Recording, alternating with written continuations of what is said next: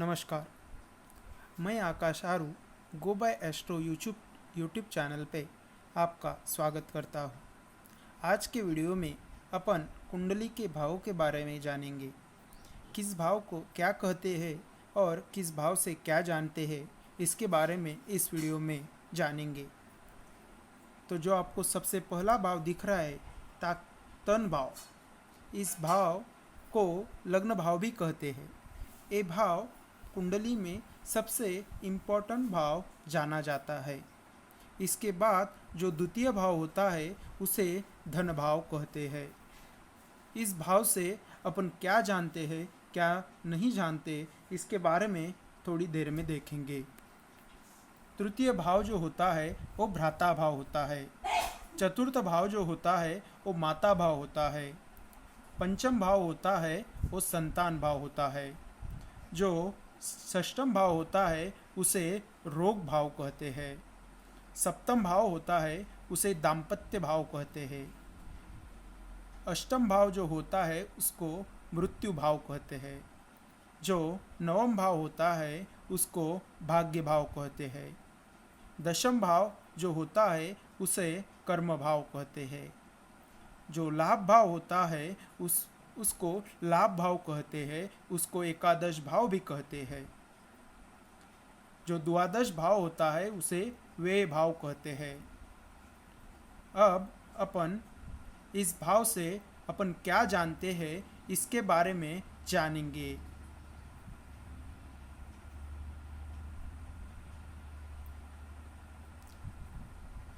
सबसे पहले अपन तन भाव से क्या जानते हैं इसके बारे में देखेंगे। इस भाव से रंग, रूप, स्वभाव, शारीरिक गठन और सिर के बारे में जानेंगे। जिस जातक की कुंडली अपन देख रहे हैं उसके बारे में, यानी उसके बारे में रंग रूप और उसका स्वभाव कैसा है, उसका शारीरिक गठन कैसा है, उसके सिर का प्रॉब्लम कुछ है, कुछ हेडेक वगैरह है, तो इसके बारे में अपन तन भाव से जानते हैं। इसके बाद दूसरा भाव यानी द्वितीय भाव जिसको अपन धन भाव कहते हैं, उस भाव से क्या जानते हैं ये देखते हैं। इसे धन भाव कहते हैं। इस भाव से जातक के कुटुंब के बारे में, उसके वाणी के बारे में जानते हैं और जातक धनी है या नहीं इसके बारे में भी इसी भाव से जानते हैं। उसके बाद तृतीय भाव, तृतीय भाव को भ्राता भाव कहते हैं। इस भाव से छोटे भाई बहन के बारे में, जातक पराक्रमी है कि नहीं इसके बारे में जानते हैं। छोटी यात्रा इसी भाव से देखी जाती है। शरीर का जो अंग होता है उसमें से गला, ये अंग इस भाव से जानते हैं। जातक मेहनती है या नहीं इसी भाव से पता चलता है। उसके बाद चतुर्थ भाव जिसे माता भाव कहा जाता है। माता भाव से माता के बारे में जाना जाता है। गाड़ी वाहन का सुख जातक को मिलेगा या नहीं मिलेगा इसके बारे में भी इसी भाव से जाना जाता है। जातक खुद का मकान बनाएगा क्या नहीं, उसको मकान सुख मिलेगा या नहीं इसके बारे में इसी भाव से जानते हैं। छाती संबंधी कोई रोग हो या छाती संबंधी कुछ परेशानी हो तो इसी से जानते हैं। इसके बाद जो भाव होता है वो सब पंचम भाव होता है। पंचम भाव को संतान भाव कहते हैं। संतान भाव से जातक के संतान संबंधी विचार किया जाता है। इस भाव से पेट संबंधी परेशानी भी देखी जाती है। इस भाव से अनसर्टेन गेन जो कि शेयर मार्केट और इत्यादि रूप से होता है इसके बारे में भी जाना जाता है। इसके बाद रोग भाव जिसे षष्ठम भाव भी कहते हैं। इस भाव से रोग, ऋण, दुर्घटना, कोर्ट केस, लिटिगेशन, इसी के बारे में इस भाव से जाना जाता है। आमतौर पे इस भाव को बुरा भाव भी कहा जाता है, क्योंकि इस भाव से सब कुछ बुरा ही होता है, पर कुछ ऐसी चीज़ें हैं इस भाव से अच्छी भी होती है। उसके बाद सप्तम भाव, उसे दाम्पत्य भाव कहते हैं। इस भाव से पत्नी या पति के बारे में जाना जाता है।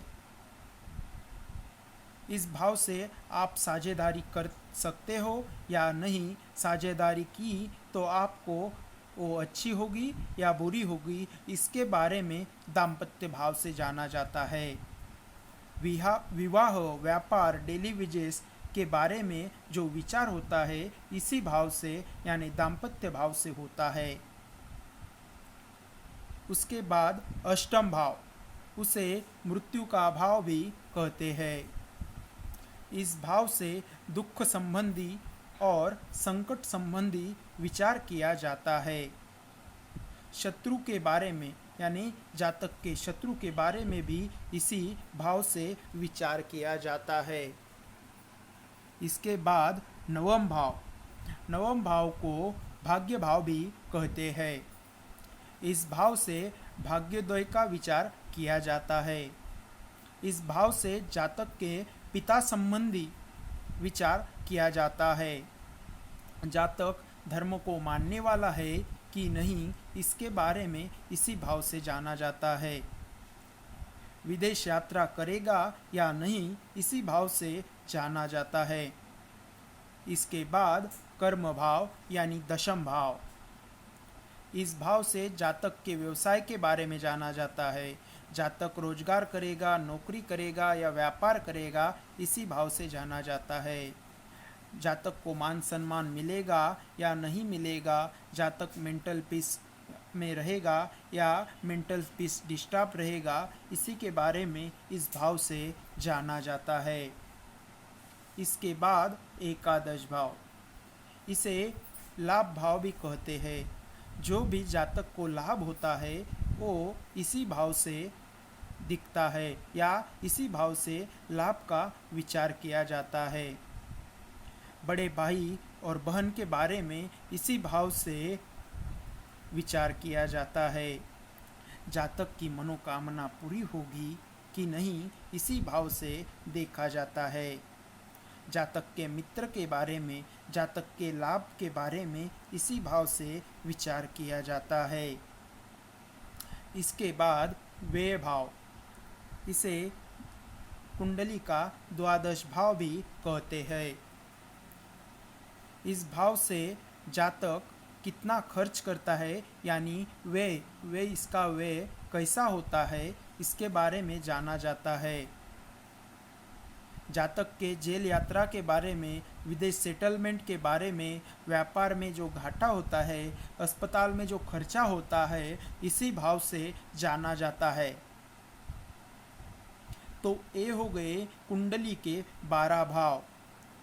और इस 12 भाव से क्या विचार किया जाता है, क्या देखा जाता है, इसके बारे में अपन ने चर्चा की। मैं आशा करता हूँ कि ये वीडियो आपको पसंद आया होगा, इसलिए मैं आपको गुजारिश करता हूँ कि आप लाइक, सब्सक्राइब और शेयर बटन ज़रूर प्रेस किए। इसी के साथ इस वीडियो को समाप्त करता हूँ। नमस्कार।